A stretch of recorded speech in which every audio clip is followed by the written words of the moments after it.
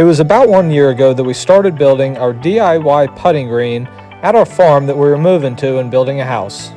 It was still very wet, so we couldn't get a dump truck down to the green site, and we had to have it delivered where it was dry enough for the truck, and then we had to move about 50,000 pounds of crushed gravel by hand to make the sub base. We spent a couple months working on this project, and we did not cut any corners as we wanted it to be perfect.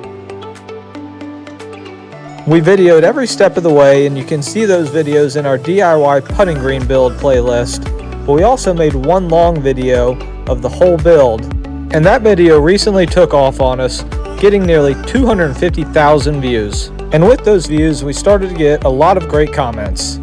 A couple of the most frequent comments we received were how much it cost, which I'll share later on in this video, as well as what turf we used, which I'll share in the description box below. But one of the comments I started to notice I was getting from a handful of people was why I used synthetic turf over real grass. And this appears to be yet another great national debate, as there are some people who seem to be very let down when they saw I went with synthetic turf instead of grass. So in this video, I'm going to go over the 3 main reasons I went with synthetic turf, which came down to maintenance, cost, and equipment. The number one reason by far I chose to go with synthetic turf was maintenance. It's been nearly 1 year since we completed this green, and I have not done any maintenance on this green other than just blowing it off in the fall. So today I'm going to do the first maintenance on the green that I've done the entire year, and with Masters Week starting up here in a few days, I'm going to add some sand to the green to get it smoother and faster and get this thing rolling like Augusta. Before I get started, I've got to wash out my drop spreader though, because the last time I used it, I had seed and fertilizer in it, and I don't want to get that mixed into the green. And once we're done with that, we're going to drive over to the green and we're going to get started. The first thing I'm going to do is just blow the green off. It's pollen season here in the south, which means the pollen leaves are all over. So I'm going to get all the debris off the green before I get started. And as I mentioned earlier, over the course of the last year, this is the only thing I've done to maintain the green to date. So now that I have it clean and we haven't done the sand yet, I'm going to show you exactly how it's rolling, even though I haven't done any maintenance. And as you can see, the ball really rolls well, and it feels like a very well manicured real green. Had I tried to build a real grass green that rolled this true and this smooth, I would have had to put in work every single day to keep it maintained. And going along with reason number 2 I went with synthetic turf, the cost I would have had to put in before I even got started would have been more than the cost of this entire build, as I would have had to buy the equipment to manage a real green. When I looked into the cost of a mower that would cut a putting green at the height that I would need it to roll this smooth, it would have been a minimum of $3,000, which is more than this green cost. Going back to the maintenance, I have 4 50-pound bags left of a 30-50 grain sand that's designed specifically for putting greens. And before I start spreading the sand over the green, I'm going to give it a good brushing to get all the fiber standing straight up so the sand will drop down to the bottom. But if you look at the green now, even after absolutely no maintenance over the course of 1 year, it still looks fantastic. And had I decided to go with a real grass green, I would have had to do daily maintenance with mowings, with aerification, with adding sand throughout the year, and it just would have been too much for me to maintain and too much of a cost. We're filling our drop spreader with the 30-50 grain sand, and I'm just going all the way around it, and then I'm going to just go back and forth in lines, as I want to be sure to cover every square inch of the green with a light layer of sand. When I'm done doing the vertical lines, I'm going to go over it one more time with horizontal lines just to make sure we're getting every spot.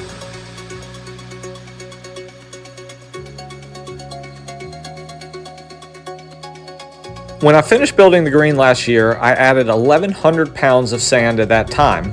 Therefore, the goal today is to do a nice top dressing with the extra 200 pounds as it should help me get the green a little bit smoother and a little bit faster.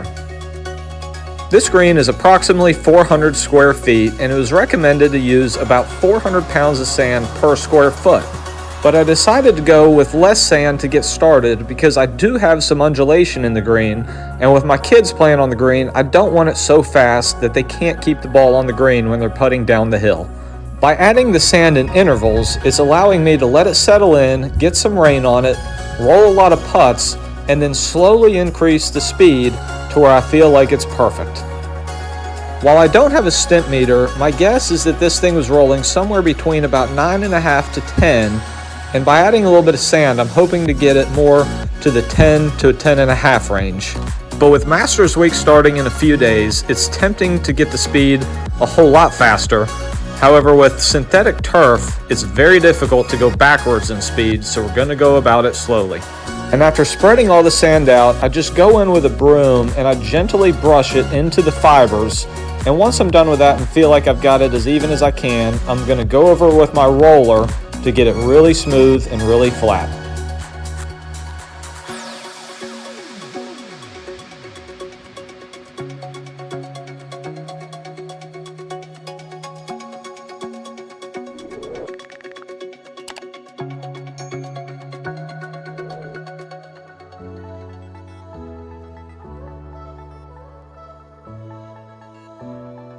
Just when I thought I was finished and I went to put the flags in, I completely forgot that the extra sand filled the cups just enough that we got to get out the generator and the vacuum, and we got to vacuum the sand out of the cups.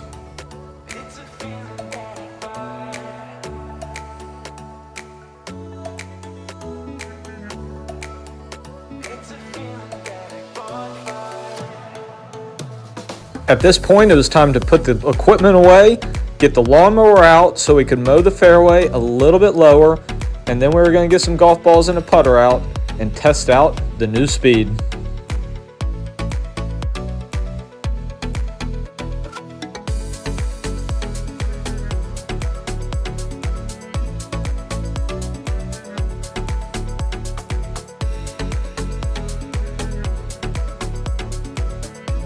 I immediately noticed a difference in the speed, and it's rolling smoother and faster as I was hoping for, and I would guess that we're somewhere in that 10.5 range on the stent meter, which is really good right now for this downhill putt. So going back to the original question of why I chose synthetic turf, as you can see, after 1 year of having this green, I've put in about an hour of maintenance time, and it's rolling really, really well. If I wanted to have a green that rolled this smooth and this true, that was real grass, I would have had to spend thousands of dollars before I even started just on the equipment I needed to maintain the green. And then throughout the year, I would have had to spend almost daily time on the green preparing it and mowing it and doing the aerifications and sandings, and I would spend all my time working on the green and hardly any of my time actually using the green, which is what I really wanted to do. And the same goes for the bunker we added in front of the green just at the end of last year. I built it nice and small, just enough to have a great practice session out of it, but I don't have to do much maintenance on it other than just spending about 30 to 45 seconds raking it before I use it, and then I can blast away.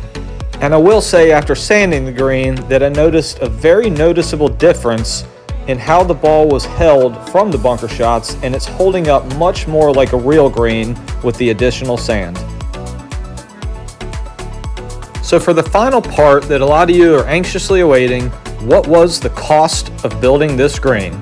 Starting out with the sub base, I spent about $810 on the crushed gravel, and that was through 3 loads, and that included delivery costs.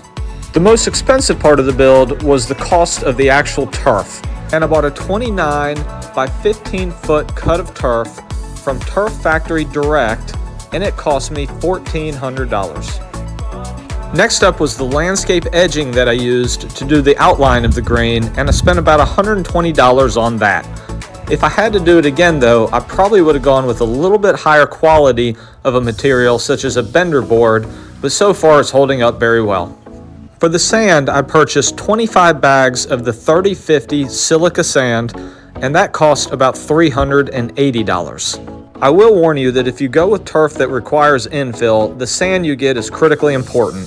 The wrong sand can harden up and turn the thing into concrete, so be sure you do your research and get the proper sand. What I have found, however, when comparing this green to the previous green I built that did not require infill, is that this just seems a whole lot more authentic and it really works a lot better for holding up chip shots.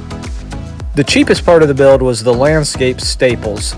I bought 100 of these for 6 cents each for a total of $6. This was critical though for securing the turf. Now for the plate compactor, I made the decision to buy one from Harbor Freight for about $600. However, I could have rented one and it would have likely cost me about $120. And if you're looking to build a green and don't want to buy a plate compactor, you can definitely get away with just renting one for a weekend.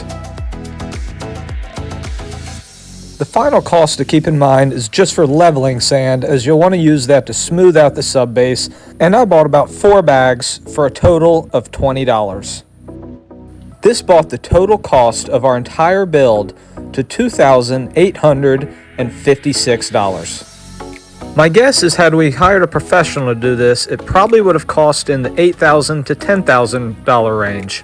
But if you're looking to build one yourself, but you're not the type of person to go into minute detail, I would definitely recommend hiring a professional.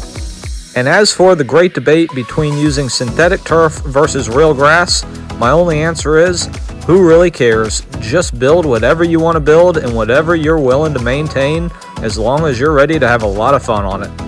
Thanks everybody for watching, and if you want to see all the work we've done to get to this point, then go check out our playlist. And if you're enjoying this channel and you haven't already done so, then be sure to subscribe and follow along. We'll see you on the next one.